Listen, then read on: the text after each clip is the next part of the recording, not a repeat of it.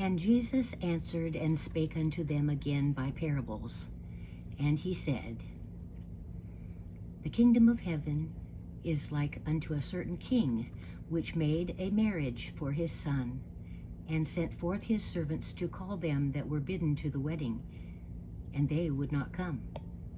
Again he sent forth other servants, saying, Tell them which are bidden, Behold, I have prepared my dinner. My oxen and my fatlings are killed, and all things are ready.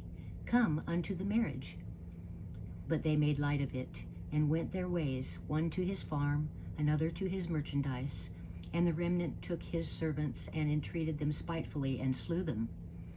But when the king heard thereof, he was wroth, and he sent forth his armies, and destroyed those murderers, and burned up their city.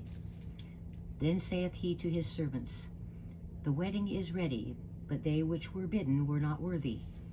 Go ye therefore into the highways, and as many as ye shall find, bid to the marriage.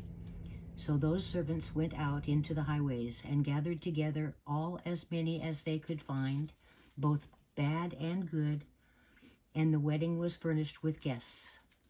And when the king came in to see the guests, he saw there a man which had not on a wedding garment. And he saith unto him, Friend, how camest thou hither, not having a wedding garment? And he was speechless. Then said the king to the servants, Bind him hand and foot, and take him away, and cast him into outer darkness. There shall be weeping and gnashing of teeth. For many are called, but few are chosen. Then went the Pharisees and took counsel how they might entangle him in his talk. And they sent out unto him their disciples with the Herodians, saying, Master, we know that thou art true, and teacheth the way of God in truth. Neither carest thou for any man, for thou regardest not the person of men. Tell us therefore, what thinkest thou? Is it lawful to give tribute unto Caesar, or not? But Jesus perceived their wickedness, and said, Why tempt ye me, ye hypocrites?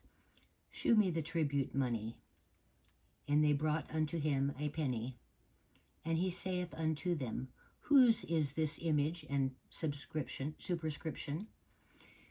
They say unto him, Caesar's. Then saith he unto them, Render therefore unto Caesar the things which are Caesar's, and unto God the things that are God's. When they had heard these words, they marveled, and left him, and went their way. The same day came to him the Sadducees, which say that there is no resurrection, and asked him, saying, Master, Moses said, If a man die, having no children, his brother shall marry his wife, and raise up seed unto his brother. Now there were with us 7 brethren, and the first, when he had married a wife, deceased, and, having no issue, left his wife unto his brother. Likewise the second also, and the third unto the 7th. And last of all the woman died also. Therefore in the resurrection, whose wife shall she be of the 7? For they all had her. Jesus answered and said unto them, Ye do err, not knowing the Scriptures nor the power of God. For in the resurrection they neither marry nor are given in marriage, but are as the angels of God in heaven. But as touching the resurrection of the dead, have ye not read that which was spoken unto you by God, saying, I am the God of Abraham, and the God of Isaac, and the God of Jacob? God is not the God of the dead, but of the living. And when the multitude heard this, they were astonished at his doctrine. But when the Pharisees had heard that he had put the Sadducees to silence, they were gathered together. Then one of them, which was a lawyer, asked him a question, tempting him, and saying, Master, which is the great commandment in the law? Jesus said unto him, Thou shalt love the Lord thy God with all thy heart, and with all thy soul, and with all thy mind. This is the first and great commandment. And the second is like unto it. Thou shalt love thy neighbor as thyself. On these 2 commandments hang all the law and the prophets. While the Pharisees were gathered together, Jesus asked them, saying, What think ye of Christ?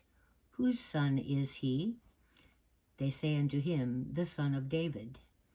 He saith unto them, How then doth David in spirit call him Lord, saying, The Lord said unto my Lord, Sit thou on my right hand, till I make thine enemies thy footstool? If David then call him Lord, how is he his son? And no man was able to answer him a word, neither durst any man from that day forth ask him any more questions.